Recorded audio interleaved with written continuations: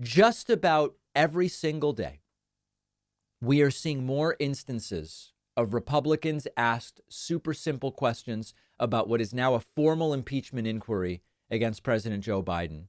And it basically goes the exact same way every time. Here's Nancy Mace being interviewed by Maria Bartiromo. Can you identify any actual policy decisions that Joe Biden has made in response to getting paid for those policy changes?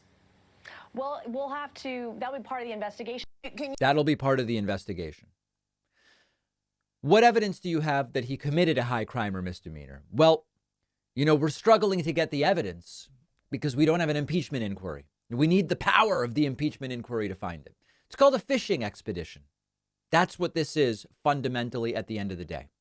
And increasingly, I'm glad that there are some Democrats who are willing to say, this is all just to try to help Trump in 2024. That's fundamentally what this is about. Eric Swalwell said it to me during an interview last week, and he said it again yesterday on the floor of the House of Representatives during debate about this. Take a look at this. Problem is they have zero evidence. The only crime is that Joe Biden blew out Donald Trump in the 2020 election.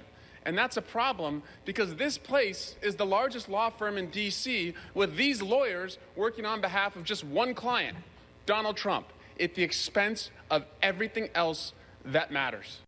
This increasingly and obviously and brazenly and pathetically seems to be the case.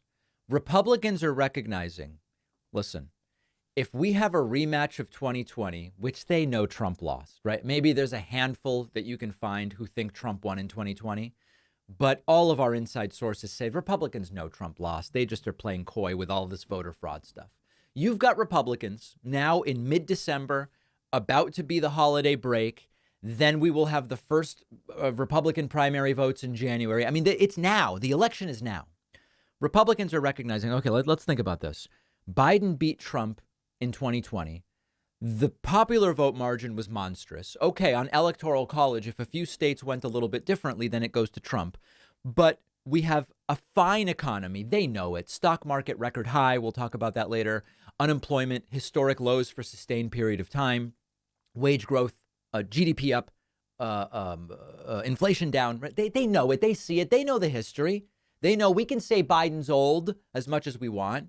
But they know the history that incumbent presidents tend to get reelected when the economy is this stable.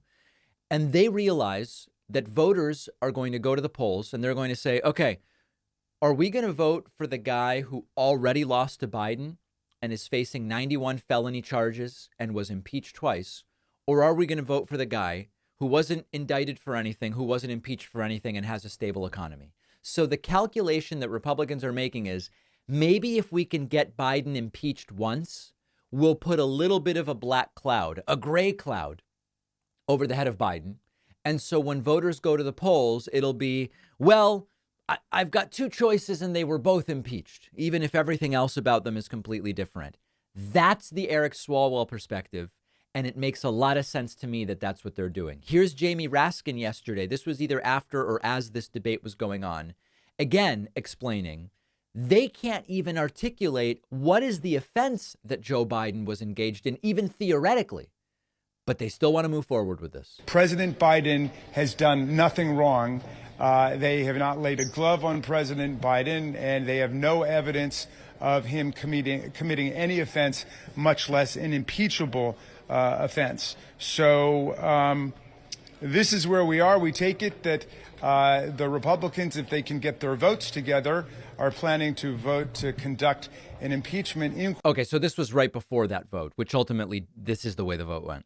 Today, a repetition of everything that we've seen over the last 11 months. But we are in a remarkable juncture for the U.S. House of Representatives because this is an impeachment inquiry where no one has been able to define what criminal or constitutional offense they're looking for. Because they can't find one. We don't know what the crime is. You know, the mysteries are called a whodunit because it starts with the crime and then you try to determine who committed it.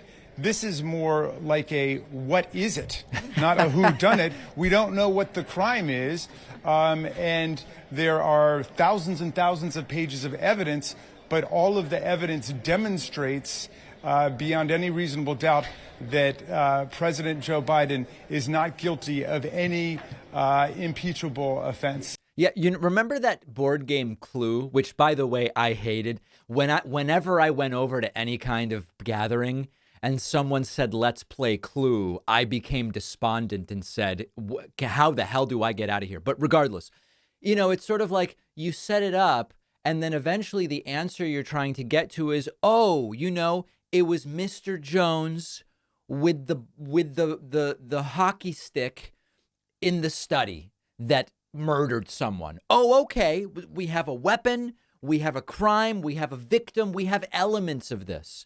They are starting with none of that. They have the perpetrator. The perpetrator, they know. It's Joe Biden. It's Hunter Biden, etc. Maybe it's James Biden. Why not? Maybe Jill Biden. Maybe, I don't know, maybe Obama was part of it to some degree. But they don't actually have a crime. And I don't think they care. It seems abundantly clear that they are committed to this. And so officially this now starts. Hunter Biden showed up in D.C. yesterday to say, Joe Biden has nothing to do with any of my business dealings. What are you people doing? We'll get to that video later. We'll get to all of it. But they seem determined. And I don't know that at this point, I don't think they're putting the genie back in the bottle. Let's put it that way.